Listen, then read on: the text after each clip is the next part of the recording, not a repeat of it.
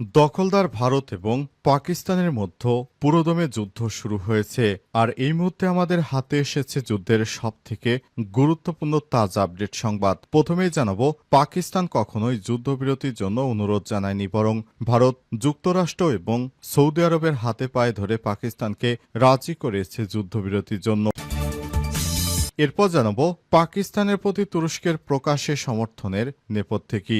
ভারত এবং পাকিস্তান যুদ্ধবিরতি ঘোষণা করলেও গত কয়েকদিনে দুই দেশের মধ্যে সংঘর্ষের পর তুরস্ক খোলাখুলিভাবে পাকিস্তানকে সমর্থন করেছে, আর দখলদার ইসরায়েল সমর্থন করেছে ভারতকে।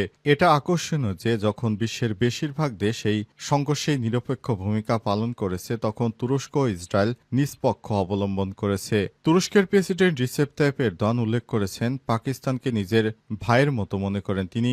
আল্লাহর কাছে পাকিস্তানের জন্য দোয়া করেছেন। তাই পাকিস্তান এই যুদ্ধে জয়লাভ করেছে তুরস্কের সহযোগিতায়। খুব ভালোভাবে ভারতকে উচিত শিক্ষা দিয়েছে। এদিকে যুদ্ধবিরতির পরও ভারত পাকিস্তান সীমান্তে আতঙ্ক। থেমে গেছে উত্তেজনা, থেমে গেছে যুদ্ধ। গোলাগুলির একটি শব্দ নেই মাথার উপর। তবে সব মিলে এখনও পরিস্থিতি শান্ত হয়নি। দুই সীমান্তবর্তী এলাকায় এখনও রেড অ্যালার্ট জারি রয়েছে।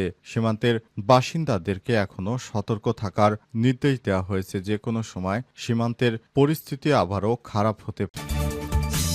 জানাবো, ভুয়া তথ্য ছড়ানোর স্বীকারোক্তি দিলেন দ্য হিন্দুর সাংবাদিক। ভারত পাকিস্তান যুদ্ধ নিয়ে অতিরঞ্জিত খবর ছড়িয়েছে ভারতের বিভিন্ন গণমাধ্যম। এসব যুদ্ধে ভুয়া তথ্য ছড়ানোর অভিযোগ রয়েছে ভারতের বিভিন্ন গণমাধ্যমের বিরুদ্ধে। এবার ভুয়া তথ্য ছড়িয়ে অবশেষে ধরা পড়েছে ভারতের সংবাদ মাধ্যম দ্য হিন্দুর এক সাংবাদিক। অবশেষে নিজ মিথ্যা সংবাদ ছাপানোর বিষয়টি অবশেষে স্বীকার করেছে ভারতের মিডিয়া। এবং সর্বশেষ জানাবো, ৫৪ বছরের সবথেকে বড় দুটি অর্জন ১৯৭১ আর ২০২৪ বললেন তারেক রহমান। বাংলাদেশের ৫৪ বছরের সবথেকে বড় দুটি অর্জন ৭১ আর ২৪ বলে মন্তব্য করেছেন বিএনপির ভারপ্রাপ্ত চেয়ারম্যান তারেক রহমান। আজ জাতীয় প্রেস ক্লাবে এবি পার্টির প্রতিষ্ঠা বার্ষিকীতে ভার্চুয়ালি যুক্ত হয়ে সব কথা বলেন তিনি। প্রিয় দর্শক, এতক্ষণ শুনছিলেন সংবাদ শিরোনাম, এবারে বিস্তারিত। তবে তার আগে বন্ধুরা, অনুরোধ থাকবে এই সংবাদটিতে একটি লাইক দিন। এই চ্যানেলে আপনি নতুন হয়ে থাকলে আমাদের সংবাদটি দেখতে দেখতে চ্যানেলটি সাবস্ক্রাইব করে রাখুন। কমেন্ট করে বন্ধুরা আপনার মূল্যবান মতামত জানিয়ে দিন আপনি বিশ্বের কোন দেশ থেকে বা বাংলাদেশের কোন স্থান থেকে আমাদের সংবাদটি দেখছেন এবং শুনছেন। ভারত পাকিস্তান যুদ্ধে আপনি কোন দেশকে সমর্থন করেন, কমেন্ট করে বিশ্ববাসীকে জানিয়ে দিন। পাকিস্তান কখনোই যুদ্ধবিরতির জন্য অনুরোধ জানায়নি। পাকিস্তান আইএসপিআর এর মহাপরিচালক আহমেদ শরীফ চৌধুরী বলেছেন, পাকিস্তান কখনোই যুদ্ধবিরতির অনুরোধ করেনি। তিনি বলেছেন, আন্তর্জাতিক মধ্যস্থতাকারীদের অনুরোধে এবং হস্তক্ষেপের ভিত্তিতে ভারতীয়দের করা যুদ্ধবিরতির অনুরোধে আমরা সাড়া দিয়েছি। মাত্র দেশটির সেনাবাহিনী, নৌবাহিনী এবং বিমান বাহিনীর দীর্ঘ সংবাদ সম্মেলনে সব কথা বলেছেন তিনি। মুখপাত্রের দাবি, গত ৬-৭ মে নিজেরাই গভীর রাতে পাকিস্তান কাপুরুষের মতো হামলা চালিয়েছে ভারত। তারাই আবার মধ্যস্থতার অনুরোধ জানিয়েছে। তবে পাকিস্তান স্পষ্টই বার্তা দিয়েছে, উপযুক্ত জবাব দেওয়ার পরই কেবল যোগাযোগ করবে তারা। তিনি আরো বলেন, সেনাবাহিনীর মুখপাত্র হিসেবে ২০০% নিশ্চয়তা দিয়ে বলতে পারি যে আমাদের সেনারা নিয়ন্ত্রণ রেখায় যুদ্ধবিরতি মেনে চলছে। তিনি আরো বলেন, আমরা পেশাদারিত্বের সঙ্গে কাজ করি এবং নিজেদের দেওয়া প্রতিশ্রুতি রক্ষায় সরকারের নির্দেশনা কঠোরভাবে মেনে চলি। আমরা শান্তিপ্রিয় জাতি, তবে কোনো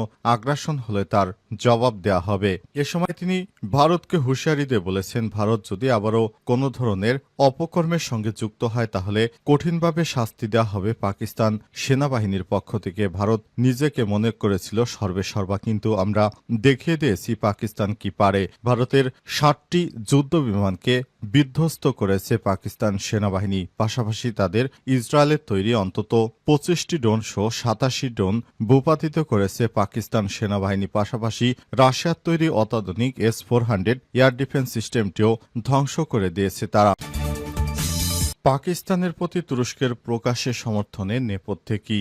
ভারত এবং পাকিস্তান যুদ্ধবিরতি ঘোষণা করলেও গত কয়েকদিনে দুই দেশের মধ্যে সংঘর্ষের পর তুরস্ক খোলাখুলিভাবে পাকিস্তানকে সমর্থন জানিয়েছে, আর অন্যদিকে ইসরায়েল সমর্থন দিয়েছে ভারতকে। তবে যুদ্ধবিরতি ঘোষণার পর তুরস্কর এই সিদ্ধান্তকে স্বাগত জানিয়েছে দুই দেশের মধ্যে সুষ্ঠু ও সরাসরি আলোচনার আহ্বান জানিয়েছে। এটা আকর্ষণীয় যে যখন বিশ্বের বেশিরভাগ দেশই এই সংঘর্ষে নিরপেক্ষ ভূমিকা পালন করেছে তখন তুরস্ক এবং ইসরায়েল নিজেদের পক্ষ অবলম্বন করেছে। ভারত শুক্রবার অভিযোগ করেছে যে পাকিস্তান তুর্কি ড্রোন ব্যবহার করছে এবং পাকিস্তানও পাল্টা দাবি করেছে ভারত ইসরায়েলি ড্রোন ব্যবহার করে পাকিস্তানে হামলা চালিয়েছে। তুরস্কের প্রেসিডেন্ট রিসেপ তাইপ এরদোয়ান উল্লেখ করে বলেছেন পাকিস্তানকে নিজের ভাইয়ের মতো মনে করেন এবং তার জন্য আল্লাহর কাছে দোয়া করেন। এরদোয়ান পাকিস্তানের প্রতি একাধিক বন্ধুত্বপূর্ণ পদক্ষেপ নিয়েছেন, যেমন তুরস্কের বিমান বাহিনী একটি C-130 জেট পাকিস্তানে জ্বালানি তেল নেয়ার জন্য অবতরণ করেছে এবং তুরস্কের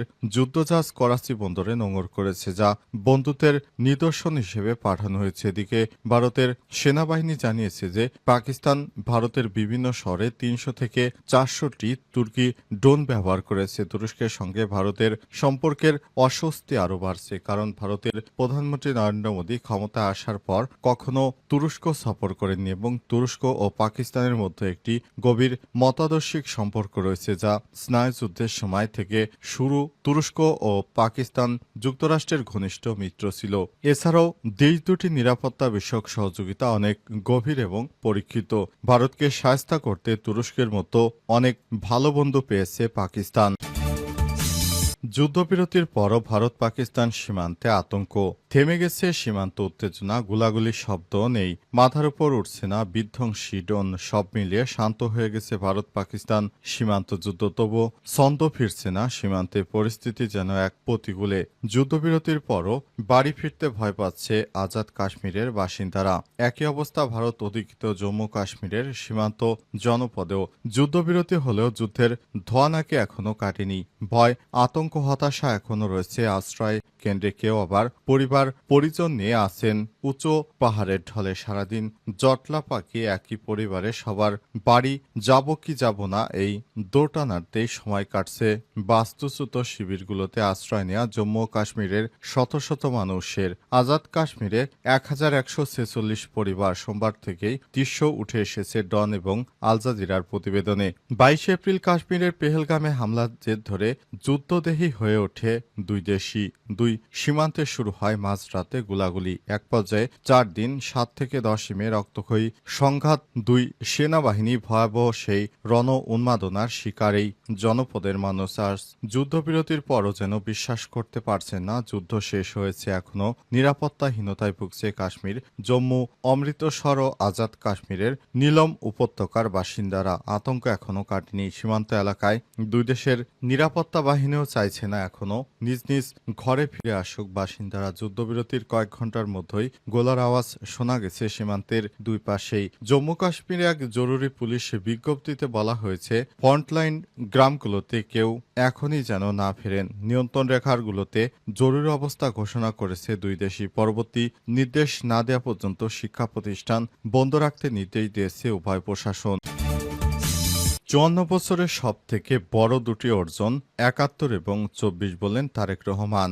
বাংলাদেশের 54 বছরের সব থেকে বড় দুটি অর্জন হচ্ছে 71 আর 24 বলে মন্তব্য করেছেন বিএনপির ভারপ্রাপ্ত চেয়ারম্যান তারেক রহমান। গত 2 মে জাতীয় প্রেস ক্লাবে এবি পার্টির প্রতিষ্ঠা বার্ষিকীতে ভার্চুয়ালি যুক্ত হয়ে কথা বলেছিলেন তিনি। তার সেই বক্তব্য সোমবার 12 মে রাতে বিএনপির মিডিয়া সেলের ফেসবুক পেজে প্রকাশ করা হয়। তারেক রহমান বলেন, বাংলাদেশের 54 বছরের ইতিহাসে সবথেকে দুটি গুরুত্বপূর্ণ অর্জন যদি আমরা এককভাবে দেখি, 1971 ছিল বাংলাদেশের স্বাধীনতা অর্জনের বছর, 2024 সাল ছিল দেশ এবং জনগণের স্বাধীনতা রক্ষা করার বছর। তিনি আরো বলেন, বাংলাদেশ নামক একটি এই জাতিরাষ্ট্রের স্বাধীনতা প্রিয় হাজারো লাখো শহীদের রক্তে লেখা স্মরণে 71 আর 24 রাজনৈতিক বার্তাটি হল দিল্লির তাবেদার হওয়ার জন্য বাংলাদেশ 1971 সালে পিণ্ডি ত্যাগ করেনি। 1975 সালে 7 নভেম্বর দেশে সিপাহী জনতা এই বার্তাটি দিয়েছিল। বিএনপির ভারপ্রাপ্ত চেয়ারম্যান আরো বলেন, গণতন্ত্র প্রিয়